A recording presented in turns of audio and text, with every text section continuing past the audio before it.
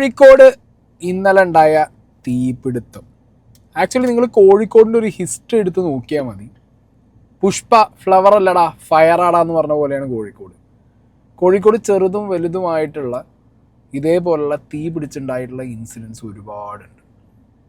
അപ്പോൾ അതിൻ്റേതായിട്ടുള്ള സജ്ജീകരണങ്ങൾ, അതിൻ്റേതായിട്ടുള്ള ഒരുക്കങ്ങളൊന്നും കോഴിക്കോടിനില്ല എന്ന് പറയുന്നത് ഏറ്റവും വലിയ ഫെയിലിയറാണ് സിസ്റ്റത്തിൻ്റെ.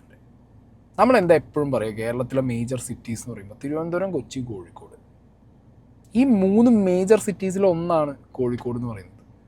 ആൻഡ് ഇപ്പോഴും ഞാൻ മലപ്പുറത്ത് തന്നെയാണ്, ഞാൻ മോസ്റ്റ്ലി ട്രാവൽ ചെയ്യുന്നത് കോഴിക്കോട്ടേക്കാണ്. കാരണം എനിക്ക് ഇവിടുന്ന് മലപ്പുറത്ത് നിന്ന് ഒരു 10-50 കിലോമീറ്ററിനുള്ളിൽ കോഴിക്കോട് എത്താൻ പറ്റും. നമുക്ക് എല്ലാ കാര്യങ്ങളും കോഴിക്കോട് സിറ്റിയിൽ പോയാൽ നമുക്ക് ആക്സസിബിളായിട്ട് എല്ലാ സാധനങ്ങളും കിട്ടും. നമുക്ക് അത്യാവശ്യം ബീച്ചുണ്ട്, വൈബ് അടിക്കുക, ഫുഡ് അടിക്കുക, എല്ലാം ചെയ്യാൻ പറ്റും. പക്ഷെ കോഴിക്കോട് ടൗണിൽ ചെല്ലുമ്പോൾ ഇപ്പോഴും നമ്മൾ കാണുന്നത് എന്താ അറിയുമോ, അടുത്തടുത്ത് കുറേ കടകൾ, അതിലൊന്നും ഒരു സേഫ്റ്റിയും ഒരു മാനദണ്ഡവും പാലിക്കാതെ കുറേ എന്താ പറയുക പബ്ലിക് റോഡ് എൻക്രോച്ച് ചെയ്തിട്ടും അല്ലെങ്കിൽ ടെമ്പററി ആയിട്ടുള്ള കുറേ സ്ട്രക്ചേഴ്സ് ഉണ്ടാക്കിയിട്ടൊക്കെ കോർപ്പറേഷൻ അറിഞ്ഞോ അറിയാതെയോ ആണോ എന്നറിയില്ല, അതോ ഇനി കോർപ്പറേഷൻ കണ്ണടച്ചിട്ടാണോ എന്നറിയില്ല, എന്താണെങ്കിലും പല രീതിയിലുള്ള സ്ട്രക്ചേഴ്സ്, പഴയതും പുതിയതുമായിട്ടുള്ള പല ബിൽഡിങ്ങുകളും നമുക്ക് കാണാൻ പറ്റും. ഇന്നലെ തീപിടുത്തമുണ്ടായത് കാലിക്കറ്റ് ടെക്സ്റ്റൈൽസ് എന്ന് പറഞ്ഞിട്ടുള്ള ഒരു ഷോറൂമിൻ്റെ ഗോഡൗൺ പ്ലസ് ഷോറൂമിലാണ് ഈ ഒരു തീപിടുത്തം ഉണ്ടായിട്ടുള്ളത്. അതിന് താഴെ തന്നെ ഒരു മെഡിക്കൽ സ്റ്റോറുണ്ട്. ഈ മെഡിക്കൽ സ്റ്റോറിൻ്റെ സൈഡിലൂടെ തീ കണ്ട ആളുകൾ ആദ്യം വിചാരിച്ച മെഡിക്കൽ സ്റ്റോറിലാണ് ഈ ഒരു തീപിടുത്തം ഉണ്ടായതാണ്. അല്ല, കാലിക്കറ്റ് ടെക്സ്റ്റൈൽസിൻ്റെ ബാക്ക് സൈഡിലായിട്ടാണ് തീ പൊങ്ങിയിട്ടുള്ളത്. ഇപ്പം ഒഫീഷ്യൽ ബസ് സ്റ്റാൻഡിൻ്റെ ഒരു പ്രത്യേകത എന്ന് പറഞ്ഞു കഴിഞ്ഞാൽ ആ ബിൽഡിങ് ഇൻസൈഡും ആക്സസ് ചെയ്യാം, പുറത്തുനിന്നും ആക്സസ് ചെയ്യാം. അതുകൊണ്ടാണ് ഒരു പരിധി വരെ ഫയർഫോഴ്സിന് കയറി അങ്ങോട്ട് വെള്ളം അടിച്ചത് സെറ്റാക്കാൻ പറ്റി. എന്നാലും ടാസ്ക് ആയിരുന്നു. കാരണം ഈ കാലിക്കറ്റ് ടെക്സ്റ്റൈൽസ് എന്ന് പറഞ്ഞ ടീം ഇവരിത് ടോട്ടലി, അതായത് ഇതൊരു 2 നില ബിൽഡിംഗ് ആണെങ്കിൽ 3ാമത്തെ നില മൊത്തം ഇവർ കവർ ചെയ്ത് ഇവരുടെ ആവശ്യത്തിന് വേണ്ടിയിട്ട് ഇവർ ഉപയോഗിക്കുകയാണ്. സാധാരണ ഒരാൾക്ക് ഇതിൻ്റെ ഈ ഒരു ബിൽഡിങ്ങിൽ പോയ ആളുകൾ, ഞാൻ ഇതിൽ ഒരുപാട് വട്ടം പോയ ഒരാളാണ്. ഈ ഒരു ബിൽഡിങ്ങിൽ പല ആവശ്യങ്ങൾക്ക് പല സ്ഥാപനങ്ങളും അതുണ്ട്. എൻട്രൻസും എക്സിറ്റും ഒക്കെ ഒരൊറ്റ വഴിയാണ്. അത് അത്യാവശ്യം ബ്രോഡായിട്ടുള്ള വഴിയാണ്, പക്ഷെ അതൊരൊറ്റ വഴിയാണ്. അല്ലാതെ ഇപ്പോൾ ഇതിനൊരു തീപിടുത്തം ഉണ്ടായിക്കഴിഞ്ഞാൽ ഈ ബിൽഡിങ്ങിൻ്റെ, അതൊരു പഴയ ബിൽഡിങ്ങാണ്, പുതിയ ബസ് സ്റ്റാൻഡ് എന്ന് പറയും, പക്ഷെ പഴയ ബിൽഡിങ്ങാണ്. ഈ ബിൽഡിങ്ങിൻ്റെ ഒരു ബ്ലൂ പ്രിൻ്റ് പോലും ഈ ഫയർ ടീമിന് കിട്ടില്ല. അതാണ് രസം. ഇത് കെടുത്താൻ വരുന്ന നമ്മുടെ ഈ പറഞ്ഞ ഫയർ ഫൈറ്റേഴ്സൊക്കെ ശരിക്കും അന്തം വിട്ടു പോകും. കാരണം ഇതിൻ്റെ ഒരു ബ്ലൂ പ്രിൻ്റ് ഇല്ല. ഇനി കിട്ടിയാൽ തന്നെ പഴയ ബിൽഡിങ്ങിൻ്റെ ബ്ലൂ പ്രിൻറ്റും ഇപ്പോൾ ഇവർ അവിടെ ഉണ്ടാക്കിയിരിക്കുന്ന ടെമ്പററി സ്ട്രക്ചറും നോക്കിക്കഴിഞ്ഞാൽ ആനി അമ്പഴങ്ങി തമ്മിലുള്ള വ്യത്യാസം കാണും. ഞാൻ ഈ കാലിക്കറ്റ് ടെക്സ്റ്റൈൽസിൻ്റെ എനിക്ക് നെറ്റിൽ നിന്ന് കിട്ടിയ കുറേ ഫോട്ടോസ് ഞാനിവിടെ വയ്ക്കാം. ഓക്കെ, ഇപ്പോൾ ഈ ഒരു ഫോട്ടോ നിങ്ങൾ നോക്കിയാൽ മതി. റോഡിൻ്റെ ഓപ്പോസിറ്റ് സൈഡിൽ നിന്നത് ഇതിൻ്റെ മുകൾ ഭാഗത്ത് കാണുന്ന വെള്ള കളറുള്ള ചെറിയ ചെറിയ ദ്വാരമുള്ള രീതിയിലുള്ള അത് ശരിക്കും ഇവരുണ്ടാക്കിയ ടെമ്പററി സ്ട്രക്ചറാണ്. ശരിക്കും ഇത് ആകെ 2 നിലയേ ഉള്ളൂ. ഓക്കെ, 2 അല്ല, 1 നിലയേ ഉള്ളൂ, ഗ്രൗണ്ടും അതിന് മുകളിലും. പിന്നെ മുകളിലുള്ളത് ഇവർ ടെമ്പററി ആയിട്ട് ഉണ്ടാക്കി ഇവരുടെ ഗോഡൗൺ ഉണ്ടാക്കാനും ഇവരുടെ പരിപാടികൾ വെക്കാനും ഇവരുടെ സ്റ്റോക്ക് വെക്കാനൊക്കെ ഇവർ ഉണ്ടാക്കിയതാണ്. അപ്പോൾ അതിൻ്റെ ഒരു ഉള്ളിൽ ഇൻസൈഡ് പോർഷൻ ഞാൻ കാണിച്ചു തരാം. എന്ത് കണ്ടോ, അവർക്ക് നടന്നു പോകാനുള്ള വരാന്ത വരെ അവരെന്ത് ചെയ്തിട്ടുണ്ട്, ഇതേപോലൊരു സ്ട്രക്ചർ ഉണ്ടാക്കിയിട്ട് അവരുടെ ഇഷ്ടത്തിന് എന്ത് ചെയ്തിട്ടുണ്ട്, പാർട്ടീഷൻ ചെയ്ത് തിരിച്ച് ഗ്ലാസ് ഇട്ടിട്ടും പിന്നെ ഷട്ടർ ഇട്ടിട്ടും ചിലത് അവർ മറ്റേ സിമെൻറ്റ് ബ്ലോക്ക് വെച്ച് അടച്ചിട്ടൊക്കെ അവർ തോന്നിയ മാതിരിയാണ് അതിനകത്ത് ഉണ്ടാക്കി വെച്ചിട്ടുള്ളത്. സോ ഇങ്ങനെയുള്ളൊരു സിറ്റുവേഷനിൽ എന്ത് ചെയ്യും ഒരു തീപിടുത്തം ഉണ്ടായ? അവിടെ തീ അണയ്ക്കാനുള്ള ഒരു സിസ്റ്റവും ഇല്ല. ഫയർ ആൻഡ് സേഫ്റ്റീൻ്റെ ഒരു സാധനവും അവിടെ ഇല്ല. കാരണം പഴയ ബിൽഡിങ്ങാന്ന് പറഞ്ഞിട്ട് ആ സാധനങ്ങളൊന്നും അവർ മൈൻഡ് ചെയ്തിട്ടില്ല. അപ്പോൾ എന്താണെങ്കിലും ഒരു തീപിടുത്തം ഉണ്ടായി. അത് ഭയങ്കരമായിട്ട് എന്താ പറയുക, ഒരു അതിഭീകരമായൊരു സിറ്റുവേഷനാണ് ഇല്ലാതായത്. കാരണം ഞായറാഴ്ച എന്ന് പറഞ്ഞാൽ കോഴിക്കോട് ഒടുക്കത്തെ തിരക്കായിരിക്കും. ആ സിറ്റുവേഷനിൽ കൃത്യസമയത്ത് അവിടെ ആളുകളെ ഒഴിപ്പിക്കാനും അവിടുന്ന് ആളുകളെ മാറ്റാനും പിന്നെ അടിയിലൊക്കെ ഹോട്ടലുകളുണ്ട്, ആ ഹോട്ടലുകളിൽ നിന്ന് സിലിണ്ടേഴ്സ് എടുത്ത് മാറ്റാനൊക്കെ കൃത്യസമയത്ത് നാട്ടുകാരെ കൊണ്ടും അവിടുത്തെ ഫയർ ഫൈറ്റേഴ്സിനെ കൊണ്ടും പറ്റിയത് കൊണ്ട് മാത്രമാണ് വലിയൊരു ദുരന്തം ഒഴിവായത്. പിന്നെ ബസ് സ്റ്റാൻഡാണ്, ബസ്സുകളുണ്ട്, ഇതൊക്കെ ഒറ്റയടിക്ക് മാറ്റാൻ പറ്റി എന്നുള്ളത് കൊണ്ട് വലിയൊരു ദുരന്തം, ആളപായം ഇല്ലാത്ത ഒരു ദുരന്തമായിട്ട് ഈ ഒരു സംഭവം അങ്ങനെ പോയി. ഇനി ഫയർ ഫൈറ്റേഴ്സിനെ പറയുന്നത് കേട്ടോ, ഇന്നലെ രാത്രി കാണുന്ന പീഡിയ മുറി ഉണ്ടല്ലോ, ഇതിൻ്റെ മുൻഭാഗം കണ്ടില്ലേ, ഇത്രയും ഈ മുൻഭാഗത്തുള്ള വീതി കണ്ടോ, ഏകദേശം ഒരു 3 മീറ്റർ 4 മീറ്റർ നീളം. അതിൻ്റെ അതേ ലെയറിൽ ആ മുൻഭാഗം കംപ്ലീറ്റ് ഷട്ടർ ചെയ്താണ്. അപ്പോൾ നമ്മൾ വെള്ളമടിക്കുന്നത് ഷട്ടറിന് മുളകാൻ പോകുന്നത്. അത് കഴിഞ്ഞിട്ട് അതിന് ഉൾഭാഗത്ത് ഇതുപോലെ തന്നെ 1, 2, 3 ലെയറായിട്ട് മതിൽ കെട്ടി തിരിച്ചതാണ്. എല്ലാം ചുമരാണ് അടിക്കുന്നത്. ഇപ്പം തീ എന്താ സംഭവിച്ചാൽ അതിൻ്റെ പടിഞ്ഞാറ് ഭാഗത്തുള്ള ഭാഗമുണ്ടല്ലോ, ആ ഭാഗത്തെ ഏകദേശം ഒരു 3 മീറ്റർ നീളത്തിൽ വീതിയുള്ള മൊത്തം ലൈനിൽ ഫയറില്ല, അടഞ്ഞിട്ടുണ്ട്. രണ്ടാമത് വരുന്ന ഏകദേശം 3-4 മീറ്റർ നീളമുള്ള അടുത്ത ചേംബർ, ഇതെല്ലാം ചുമര് കെട്ടി തിരിച്ചതാണ്. അപ്പോൾ നമ്മൾ വെള്ളം ഇങ്ങനെ അടിക്കുമ്പോൾ എത്താത്തത് ഈ മുൻഭാഗത്തിൻ്റെ അടുത്തത്, അത് 4 ലെയറാണ് ഇത് ഉള്ളത്. ഈ കിടക്കുന്ന ഇവിടെ കാണുന്ന രണ്ടാമത്തെ ലെയറിലാണ് ഇപ്പോൾ തീയിൽ എത്ര ഏരിയത്താണ് തീയുള്ളത് ഉണ്ടോ, എല്ലാം തന്നെ ചുമര് കെട്ടി തിരിച്ചതാണ്. നേരെ എൻ്റെ കൂടെ വരാൻ വെച്ചാൽ ഞാൻ ഉള്ളിൽ കയറ്റിയിട്ട് വ്യക്തമായിട്ട് കാണിച്ചു തരാം. കയറി ഉള്ളിൽ പോയി ഫുള്ളായിട്ട് അവിടെ തീയിലോട്ട് ഞാൻ പറഞ്ഞു വരുന്നത്. ഈ കോണി വഴി കയറി ഇതിൻ്റെ ഈ വഴി ഏതാ ഉള്ളോട്ട് കയറി ആ തീയിലോട്ട് ഇതാ പോയിട്ട് വരുന്നത്. ഇവിടെ ഇവരുടെ ഒരു എന്താണ് ദുഷ്കരമായിട്ടുള്ളൊരു ടാസ്ക് ആയിരുന്നു ഇന്നലെ ആ ഒരു തീ അണയ്ക്കുക എന്നുള്ളത്. JCB ഒക്കെ കൊണ്ടുവന്ന് ഈ ഷീറ്റൊക്കെ പൊളിച്ചിട്ടാണ് ഇന്നലെ എന്ത് ചെയ്തിട്ടുള്ളത്, വെള്ളം അകത്തേക്ക് പോകാനുള്ള ഫെസിലിറ്റി ഇവർ ഉണ്ടാക്കിയിട്ടുള്ളത്. അപ്പോൾ നമുക്ക് പല ചോദ്യങ്ങളും ഉണ്ടാവും. കോർപ്പറേഷൻ ഇങ്ങനെ ഒരു ഇല്ലീഗലായിട്ടുള്ള ഒരു എന്താ പറയുക എക്സ്റ്റെൻഷൻ ഒരു ബിൽഡിങ്ങിൽ കണ്ടിട്ട് എന്തുകൊണ്ട് അവർ ഒരു തരത്തിലും അതിന് ഒരു പിഴ അടപ്പിച്ചില്ല അല്ലെങ്കിൽ അത് പൊളിപ്പിച്ചില്ല എന്നുള്ള ചോദ്യം. ഇപ്പം നമ്മളെ നാട്ടിലൊക്കെ നിങ്ങളൊന്ന് ആലോചിച്ച് നോക്കും, നമ്മുടെ വീട്ടിൽ ഒരു 10 കല്ല് മുന്നിക്ക് വീടിന് അപ്പുറത്തേക്കോ അപ്പുറത്തേക്കോ എടുത്തു കഴിഞ്ഞാൽ അപ്പം പഞ്ചായത്തിൽ നിന്ന് മുനിസിപ്പാലിറ്റിയിൽ നിന്ന് ആൾ വരും. ആ പ്ലാനിൽ മാറ്റം വരുത്താൻ പാടില്ല അങ്ങനെ എങ്ങനെയെന്ന് പറഞ്ഞിട്ട്. ഇത് ഹാർട്ട് ഓഫ് ദ സിറ്റി, ഇത്രയും വലിയൊരു നിയമലംഘനം, അത് മാറി മാറി ഭരിക്കുന്നത് വർഷങ്ങളായിട്ടുള്ള സ്ഥാപനമാണ്. മാറി മാറി ഭരിക്കുന്ന കോർപ്പറേഷനിൽ വന്നു പോയ പാർട്ടികളും മേയർമാരും ഡെപ്യൂട്ടി മേയർമാരും ഒക്കെ ഇവന്മാർ കണ്ണടച്ചിട്ടാണ്. ഞാൻ പറയുമ്പോൾ ഇപ്പോഴുള്ള മേയറും ഡെപ്യൂട്ടി മേയറെ അടക്കം പ്രതിയാക്കിയിട്ട് വേണം അതിന് കേസെടുക്കുക. പിന്നെ ഈ കടക്കാരൻ്റെ സിറ്റുവേഷൻ നമുക്ക് മനസ്സിലാവും.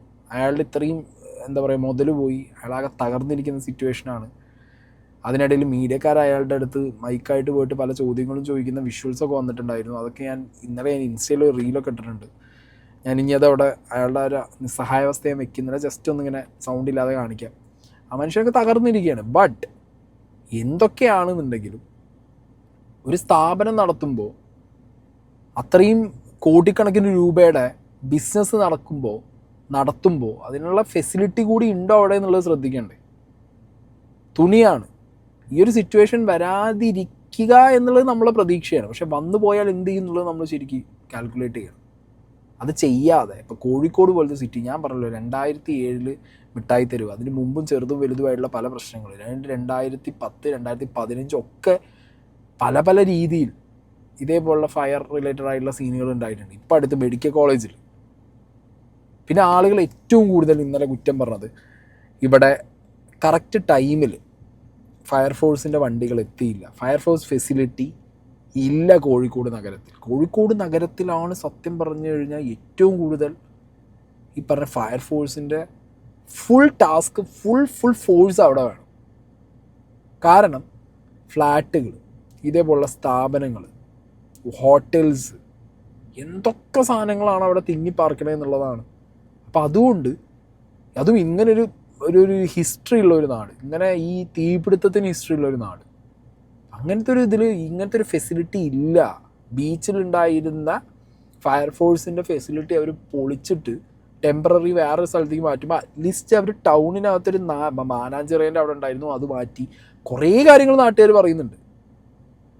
അപ്പം എവിടുന്ന ഇന്നലെ തന്നെ വന്നത് കാലിക്കറ്റ് എയർപോർട്ടിൽ നിന്നാണ് വന്നത്. പാന്തർ അടക്കമുള്ള സിസ്റ്റം വന്നിട്ടാണ് ഒരു പരിധി വരെ മീൻ ചന്തയെന്നും അങ്ങനെ കുറേ സ്ഥലത്തുനിന്ന് വന്ന് കൂടിയിട്ട് കുറേ മലപ്പുറത്ത് പോയിട്ടുണ്ട്. 10-30 യൂണിറ്റ് വന്നിട്ടാണ് ഇന്നലെ അവർ അണ്ടർ കൺട്രോൾ എത്തിയത്. വൈകുന്നേരം 4:30 കത്തിയ തീ പുലർച്ചെ 5 മണി വരെ അവർ പണിയെടുത്തിട്ടാണ് അവർ ആ പരിപാടി എന്ത് ചെയ്തത്, ഒന്ന് അണ്ടർ കൺട്രോളിലാക്കിയത്. അവിടെയും സിസ്റ്റം ഫെയിലിയർ. കോഴിക്കോടിന്റെ നഗരഹൃദയത്തിലെ ഒരു വ്യാപാര കേന്ദ്രത്തിൽ തീപിടുത്തമുണ്ടായപ്പോൾ ഉയർന്നത് നിരവധി ചോദ്യങ്ങൾ കൂടിയാണ്. നഗരത്തിൽ എത്ര ഫയർ യൂണിറ്റുകളുണ്ട്, എത്രത്തോളമുണ്ട് അവയുടെ കാര്യക്ഷമത, നഗരത്തിലുണ്ടായിരുന്ന ഏക ഫയർ സ്റ്റേഷനായ ബീച്ച് ഫയർ സ്റ്റേഷൻ ഒഴിവാക്കിയതോടെ നഗരത്തിൽ തീപിടുത്തമുണ്ടായാൽ ആദ്യം തന്നെ നിയന്ത്രണവിധേയമാക്കാനുള്ള സാധ്യതയാണ് നഷ്ടമായത്. ഈ തീപിടുത്തത്തിൽ ആ കുറവ് വ്യക്തമായി. ആധുനിക സംവിധാനങ്ങളോടെയുള്ള ഒരു ഫയർ എഞ്ചിന് പോലും ഇല്ലാത്തതും തീ നിയന്ത്രണ വിധേയമാക്കുന്നതിനെ വൈകിപ്പിച്ചു. കോഴിക്കോട് നഗരത്തിൽ ഇതുപോലൊരു തീപിടുത്തം പിടിച്ചാൽ നമ്മൾ നോക്കി നിൽക്കുക എന്നുള്ള അവസ്ഥയാണ് ഉള്ളത് എന്ന് യാഥാർത്ഥ്യം ഞങ്ങൾക്ക് തിരിച്ചറിയാണ്. അത് ഭയാനകമാണ്. യൂണിറ്റുകളുടെ എണ്ണം കുറവെന്ന് മാത്രമല്ല, യൂണിറ്റുകൾക്ക് അത്യന്താധുനിക സൗകര്യമുള്ള ഒരൊറ്റ ഫയർ വാട്ടർ എഞ്ചിൻ പോലും ഇല്ല. മെഡിക്കൽ കോളേജ് ആശുപത്രിയിലെ തീപിടുത്തത്തിന് പിന്നാലെ ഈ തീപിടുത്തം കൂടി ഉണ്ടായതോടെ സർക്കാർ സംവിധാനങ്ങളിലെ പരിമിതികളെക്കുറിച്ചുള്ള വിമർശനം പ്രതിപക്ഷം ശക്തമാക്കി. 30 കൊല്ലം മുമ്പെയുള്ള സ്ട്രെങ്താണ് ഇപ്പോഴും എന്ന് പറഞ്ഞാൽ 30 കൊല്ലത്തിന് മുമ്പ് കോഴിക്കോട് നഗരത്തിൽ ഉള്ളതിന്റെ ഒരു 100 ഇരട്ടി വ്യാപാര, വാഹന, ജനസംഖ്യാ വർധനവ് പല രീതിയിലും ഈ നഗരത്തിലേക്ക് ഉണ്ടായിട്ടുണ്ട്. അതിനനുസരിച്ച് ഫയർ സിസ്റ്റത്തിന്റെ വളർച്ച ഒരു കാരണവശാലും ഉണ്ടായില്ല. തകരശീറ്റ് കൊണ്ടുണ്ടാക്കിയ കെട്ടിട ഭാഗങ്ങൾക്ക് അനുമതി നൽകിയതടക്കം കോർപ്പറേഷനെതിരെയും വിമർശനം ഉയരുന്നുണ്ട്. നമ്മൾ ഇതിന്റെ ഓണർ എന്നുള്ള രീതിയിൽ കോഴിക്കോട് മുനിസിപ്പൽ കോർപ്പറേഷൻ ചെയ്യേണ്ട കുറെ കാര്യങ്ങളുണ്ട്. പരിശോധനകൾ നടത്തേണ്ട, അങ്ങനെ സമയബന്ധിതമായിട്ട് യാതൊരു രീതിയിലുള്ള പരിശോധനയും ഇവിടെ നടക്കാറില്ല. നമ്മൾ ഇത്ര വലിയ വാടക ഇവരുടെ അടുത്തുനിന്ന് വാങ്ങുമ്പോൾ ഉടമസ്ഥൻ എന്നുള്ള രീതിയിൽ നമുക്ക് ഉത്തരവാദിത്തമുണ്ട്, അതുപോലെ നിയമങ്ങൾ പാലിക്കാൻ അവർക്കും ഉത്തരവാദിത്തമുണ്ട്. അഗ്നിരക്ഷാ സംവിധാനങ്ങൾ വർദ്ധിപ്പിക്കണമെന്നടക്കം വിഷയങ്ങൾ ഉയർത്തി കോർപ്പറേഷനും സർക്കാരിനുമെതിരെ പ്രക്ഷോഭത്തിനിറങ്ങാനാണ് പ്രതിപക്ഷ പാർട്ടികളുടെ തീരുമാനം. അപ്പൊ എന്താണെങ്കിലും ഇനിയെങ്കിലും കാലിക്കറ്റിൽ പ്രോപ്പറായിട്ടുള്ളൊരു ഹബ്ബ് നിർബന്ധമായിട്ടും നമ്മുടെ ഫയർഫോഴ്സിന് കൊടുത്തേ പറ്റൂ. പിന്നെ മോസ്റ്റ് മോഡേൺ ആയിട്ടുള്ള എക്യുപ്മെൻറ്റ്സ്, വെഹിക്കിൾ. പാന്തർ ഇപ്പോൾ ഉള്ളത് കാലിക്കറ്റ് എയർപോർട്ടിലാണ്. ബട്ട് എനിക്ക് തോന്നുന്നത് കോഴിക്കോട് പോലൊരു സിറ്റിക്ക് ആ കോർപ്പറേഷൻ ഒരു പാന്തർ പോലത്തെ ഒരു സാധനം അത്യാവശ്യമാണ്. കാരണം ഇങ്ങനത്തെ ഒരു ഹിസ്റ്ററി ഉള്ളൊരു സിറ്റി കൂടി ആയതുകൊണ്ട്, ഇങ്ങനത്തെ ഇൻസിഡൻസ് ഉണ്ടാവുന്നൊരു സിറ്റി ആയതുകൊണ്ട് നിർബന്ധമായിട്ടും ഇത് വേണം. ഇനി അതിലും ഞെട്ടിച്ചത് എന്താ അറിയോ, മേയറിൻ്റെ ഇന്നത്തെ രാവിലത്തെ ഒരു എക്സ്പ്ലനേഷൻ ഉണ്ട്. ഫീലി ലൈക്ക് എന്താ പറയുക, എന്ത് നായി ഇവർ ഈ പറയുന്നത്. അഗ്നിരക്ഷാ ശമന ഉപാധി എന്ന് പറയുമ്പോൾ ഇത് പഴയ കെട്ടിടമാണ്. AC ആവുമ്പോൾ നമ്മൾ എന്ത് ചെയ്യുക, എല്ലാം കൊട്ടി അടയ്ക്കുകയാണ് AC ആയതുകൊണ്ട്. അതുകൊണ്ടാണ് നമുക്ക് ആ ഒരു ആക്സസ് ഇല്ലാതെ പോയത്. ഇത് നമ്മൾ കോഴിക്കോട് പല സ്ഥലത്തും നമ്മൾ കാണുന്നുണ്ട്. പക്ഷേ അത് നമ്മൾ നീക്കി ഇങ്ങോട്ട് പോരുമ്പോഴേക്കും അത് വീണ്ടും ചെയ്യുകയാണ്. അവർക്ക് കൂടിയുള്ളൊരു മുന്നറിയിപ്പായിട്ടാണ് എനിക്കിത് തോന്നുന്നത്. ഇങ്ങനെയൊക്കെ ചെയ്യുമ്പോഴും ചെറിയൊരു കാര്യത്തിന് വേണ്ടി നമ്മൾ ഇങ്ങനെയുള്ള കാര്യങ്ങൾ ചെയ്യുമ്പോൾ അത് വലിയ വിപത്തിലേക്ക് നയിക്കും എന്നതിന് പ്രത്യക്ഷ ഉദാഹരണമാണിത്. എൻ്റെ പൊന്നു കോഴിക്കോട് മേയറെ, പണിയെടുക്കാൻ അറിയില്ല എന്നുണ്ടെങ്കിൽ രാജിവെച്ച് വേറെ വല്ല പരിപാടിക്കും പോയിക്കൂടെ? AC ഉള്ളത് കൊണ്ടാണ് ചുറ്റും കെട്ടി അടച്ചിങ്ങനെ ആക്കിയത്. AC അല്ല, അതൊക്കെ ഇല്ലീഗലായിട്ട് അവർ വെട്ടിപ്പിടിച്ചതാണ്. ആളുകൾക്ക് നടന്നു പോകാനുള്ള വഴി അടക്കം അവർ ക്ലോസ് ചെയ്ത് അവിടെ അവർ ഈ പറഞ്ഞ ബാനറും തകിട് ഷീറ്റും അതും ഇതും കൊണ്ടുവച്ച് അടച്ച് എന്നിട്ട് അവരുടെ സ്റ്റോറേജ് ആക്കി അവർ മാറ്റി. ഒരു 1 വേ റൂട്ട് മാത്രം. അത് അവരുടെ ഒരു ലോകമാക്കിയിട്ടാണ് മാറ്റിയിരിക്കുകയാണ് അവർ. അത് നിങ്ങളുടെ അറിവോട് കൂടിയാണോ എന്നുള്ള ചോദ്യത്തിന് നിങ്ങൾക്ക് ഉത്തരമില്ല. അവിടെ കൃത്യസമയങ്ങളിലായിട്ട് അവിടെ എന്തെങ്കിലും അന്വേഷണങ്ങൾ നടന്നിട്ടുണ്ടോയെന്ന് വെച്ചാൽ അതിന് ഉത്തരമില്ല. 2011-12 സമയത്ത് എങ്ങാണ്ട് ഫയർഫോഴ്സിൻ്റെ സെക്യൂരിറ്റി ടീം ഈ പറഞ്ഞ ഫയർ ആൻഡ് സേഫ്റ്റി വിഭാഗത്തിൻ്റെ ഭാഗമായിട്ട് അവിടെ പോയി ചെക്കപ്പ് നടത്തിയിട്ട് അവിടെ മറ്റേ നോട്ടീസ് കൊടുത്തു പതിച്ചു എന്നൊക്കെ പറയുന്നുണ്ട്. പക്ഷെ ഇല്ലീഗലായിട്ട് നിങ്ങളുടെ മൂക്കിൻ്റെ തുമ്പത്ത് ഇതേപോലുള്ള പരിപാടികൾ നടക്കുമ്പോൾ അത് ഞങ്ങൾ പൊളിക്കുക ഒരു വീണ്ടും പണിയെന്ന് പറയുമ്പോൾ നിങ്ങൾക്കൊക്കെ എത്രത്തോളം വിലയാണ് ഇവർ തരുന്നത് എന്നുള്ളത് നിങ്ങൾ ആലോചിച്ചു. ഇനി കുറച്ച് വ്യാപാരികൾ ഇന്നലെ രാത്രി അവിടെ നിന്ന് സംസാരിക്കുന്നതായിട്ട് കണ്ടു. നമ്മൾ ഇവിടെ ഉണ്ടായിരുന്ന ബീച്ച് ഫയർ സ്റ്റേഷൻ കെട്ടിടം പൊളിച്ചിട്ടുക. അന്ന് ഞങ്ങൾ ആവശ്യപ്പെട്ടതാണ് അത് പൊളിച്ചാൽ അതിന് പകരം സംവിധാനം നഗരത്തിൽ തന്നെ നിലനിർത്തണമെന്ന്. ഇവിടെ 1-2 വണ്ടികളെ ഉണ്ടായിരുന്നുള്ളൂ. അതുകൊണ്ട് തന്നെയാണ് ഈ വണ്ടികൾ ഇവിടെ എത്താൻ നേരം വൈകിയത്. വെള്ളിമാട് നിന്നും മീഞ്ചന്തയിൽ നിന്നൊക്കെ വരേണ്ടി വന്നു. അപ്പോൾ ഈ പെട്ടെന്ന് വന്നിട്ടുണ്ടായിരുന്നെങ്കിൽ കുറച്ചൊക്കെ നിയന്ത്രിക്കാമായിരുന്നു, ഇതിൻ്റെ വ്യാപ്തി കുറയ്ക്കാമായിരുന്നു. പക്ഷെ അതെത്താത്തത് കൊണ്ടാണ് ഇത് പ്രത്യേകിച്ച് തുണിയായതുകൊണ്ട്. ചില ആളുകളൊക്കെ പറയുന്നുണ്ട് അനധികൃതമായി അത് കെട്ടിപ്പൂട്ടി വെക്കുന്ന അവസ്ഥയൊക്കെ ഉണ്ടായിരുന്നു എന്നൊക്കെ പറയുന്നുണ്ട്. അത്തരം അനധികൃതമായുള്ള ഇടപെടലുകൾ ഉണ്ടെങ്കിൽ ആ കാര്യത്തിൽ കൂടി ഒരു പ്രശ്നപരിഹാരം സാധ്യമാക്കാൻ നിങ്ങളുടെ ഭാഗത്ത് നിന്ന് ഇടപെടും. അല്ല, അത് കെട്ടിടത്തിൻ്റെ അനധികൃതം എന്ന് പറയുന്നത് കെട്ടിടത്തിൻ്റെ ചില ഭാഗങ്ങൾ മറച്ചതാണ്. അത് സ്വാഭാവികമാണ്. അതൊക്കെ പ്ലാസ്റ്റിക്കിൻ്റെ ഈ ബോർഡുകൾ കൊച്ച് മറക്കുന്നതാണ്. പക്ഷെ അതൊക്കെ കത്തിപ്പോയിട്ട് ഇപ്പം നോക്കുക, അതൊക്കെ കത്തി കഴിഞ്ഞു, അതൊക്കെ കത്തി വീണു, എന്നിട്ടും ഇപ്പോഴും തീ കത്തിക്കൊണ്ടിരിക്കുക. അതൊരു കാരണമാകാം, അത് നമ്മൾ ശ്രദ്ധിക്കേണ്ടതുണ്ട്. അത് ശരി. ഇവിടെ മൊത്തം ഇവർ കുറ്റപ്പെടുത്തുന്നത് ഫയർഫോഴ്സ് എത്താൻ വഴുകി, അല്ലെങ്കിൽ ഫയർഫോഴ്സ് എത്തിയിട്ട് അവരിൽ വെള്ളം ഉണ്ടായിരുന്നില്ല, ഫയർഫോഴ്സ് അങ്ങനെ ചെയ്തു, ഫയർഫോഴ്സ് ഇങ്ങനെ ചെയ്തു. ഇവിടെ ഫയർഫോഴ്സ് ഉള്ളതുകൊണ്ടാണ് കഷ്ടിച്ച് ബാക്കിയുള്ള ബിൽഡിങ്ങിലേക്കൊന്നും ഇത് പോവാതെ സ്പ്രെഡ് ആവാതെ തീ അവർ പിടിച്ചു നിർത്തിയത്. നിങ്ങൾ സത്യം പറഞ്ഞാൽ അവരെ കുറ്റം പറയുന്നതിന് മുമ്പ് അവർക്കൊരു കയ്യടിയാണ് നിങ്ങൾ കൊടുക്കേണ്ടത്. അവിടെ കുറേ ജീവൻ രക്ഷിച്ചതും ബാക്കി സ്ഥാപനങ്ങൾ രക്ഷിച്ചതും ഫയർഫോഴ്സാണ്. ഇത് ഞാൻ നോക്കുമ്പോൾ നാട്ടുകാരും കുറേ കുറ്റം പറയുന്നത്, വ്യാപാരികളും നിന്ന് കുറ്റം പറയുന്നത്. നിങ്ങൾ സ്വയം കുറ്റം പറ. നിങ്ങൾക്കൊരു സ്ഥലം കിട്ടിക്കഴിഞ്ഞാൽ അവിടെ നിയമവിധേയമായിട്ട് കാര്യങ്ങൾ ചെയ്ത് മുന്നോട്ട് പോവുക എന്നുള്ളതാണ് നിങ്ങൾ ചെയ്യേണ്ടത്. പക്ഷെ അതിന് പകരം ഇല്ലീഗലായിട്ട് ഓരോ സ്ഥലത്തും ഇതേപോലെ അടച്ച് AC ഒക്കെ വെച്ച് ഇല്ലെങ്കിൽ സ്റ്റോർ റൂമാക്കി, പിന്നെ അവിടെ തീയോ കാര്യങ്ങളോ വരുമ്പോഴത്തേക്ക് ഇത് അണയ്ക്കാൻ വേണ്ടി ഫയർഫോഴ്സ് വന്നില്ല എന്നുള്ളതാണോ പറയേണ്ടത്? അതെ, അതവിടെ ഉണ്ട്. ഒരു സൈഡിൽ ഫയർഫോഴ്സിൻ്റെ യൂണിറ്റ് അവിടെ ഇല്ലാത്തതൊരു പ്രശ്നമാണ്, അതൊരു മേജർ ഇഷ്യൂ ആണ്. പക്ഷെ അതിൻ്റെ കൂട്ടത്തിൽ നിങ്ങളുടെ ഇടയിൽ, നിങ്ങളെ കൂട്ടത്തിൽ നിങ്ങളൊപ്പമുള്ള ആളുകൾ ചെയ്യുന്ന ഈ പരിപാടി കൂടി നിങ്ങൾ അഡ്രസ്സ് ചെയ്യണ്ടേ? അത് ചോദിക്കുമ്പോൾ അല്ല, അത് സ്വാഭാവികമായിട്ട് അങ്ങനെ ചെയ്യൂല. എന്ത് സ്വാഭാവികം? എന്താണ് ഇതിൽ കാക്കാൻ സ്വാഭാവികമുള്ളത്? എമ്മാതിരി ലോഡാണ് അവിടെ ഇരിക്കുന്നത്. അത്രയും ലോഡ് തുണികളാണ് കത്ത്, അത്രയും ലോഡ് അവിടെ കൊണ്ടുവന്ന് വെക്കുന്നതല്ലേ പ്രശ്നം. ഒരു സേഫ്റ്റി ഇല്ലാത്ത സ്ഥലത്ത് ഇത്രത്തോളം ലോഡ് ഇറക്കി, കോടിക്കണക്കിന് രൂപയുടെ ലോഡ് ഇറക്കി കഴിഞ്ഞു കഴിഞ്ഞാൽ എന്തെങ്കിലും ഒരിക്കലും ഇത് സംഭവിച്ചാലോ എന്നുള്ളതൊന്നും ആലോചിക്കുക പോലും ചെയ്തിട്ടില്ല.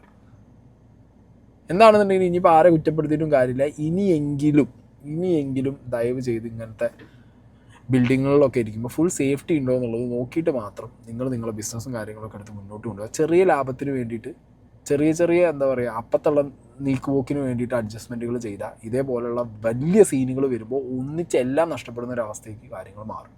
ഇനി ഇതിനിടയിൽ ഈ കോഴിക്കോട് തീപിടുത്തത്തിൻ്റെ ഭാഗമായിട്ട് ഈ പാർട്ട്നേഴ്സ് തമ്മിലുള്ള തല്ലാണ്. ഈ ടെക്സ്റ്റൈൽസിൻ്റെ, കാലിക്കറ്റ് ടെക്സ്റ്റൈൽസിൻ്റെ പാർട്ട്നേഴ്സ് തമ്മിലുള്ള അടിയും അതിൽ നിന്നുണ്ടായ കത്തിക്കുത്തും, അതിൻ്റെ പേരിൽ ഒരാളിപ്പോൾ അകത്ത് കിടക്കുന്നുണ്ട്. സോ അതിൻ്റെ ഭാഗമായിട്ടുള്ള ശത്രുത തീർക്കാൻ വേണ്ടിയിട്ട് അതിൽ തീയിട്ടതാണോ എന്നുള്ള രീതിയിലൊരു അന്വേഷണം കാര്യങ്ങളൊക്കെ സൈഡിൽ കൂടി പോകുന്നുണ്ടെന്ന് പറഞ്ഞു കേൾക്കുന്നുണ്ട്. അതിനെക്കുറിച്ചൊന്നും അത്ര ഒരു ക്ലാരിറ്റി ഒന്നും ഇല്ല. ഒരു കേസുണ്ട്, ആണെങ്കിൽ പോലീസ് അന്വേഷിക്കുന്ന ഭാഗമായിട്ട് അതിൻ്റെ ഭാഗമാണോ ഇത് എന്നുള്ളത് നമുക്ക് പറയുന്നുണ്ട്.